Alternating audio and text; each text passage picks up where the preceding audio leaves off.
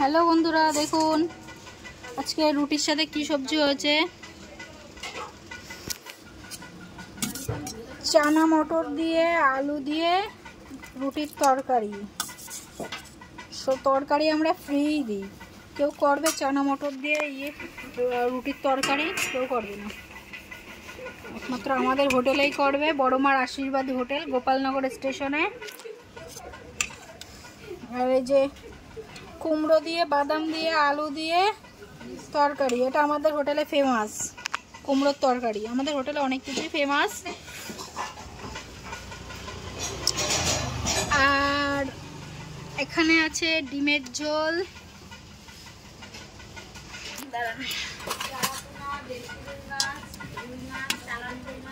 এই যে ডিমের ঝোল,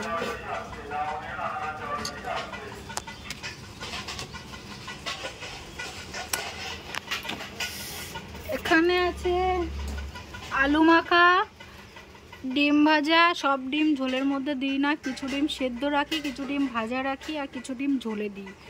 এখানে আছে কচুর শাক, এখানে আছে ভাজি, এখানে আছে রুই মাছ ভাজা।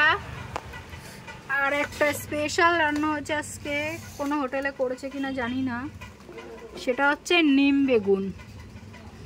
আপনারা অনেকেই চিনবেন এটা, আবার অনেকেই চিনবেন না। হচ্ছে নিম বেগুন। আর এখানে ঝোলের মাছ উঠিয়ে রাখা হয়েছে।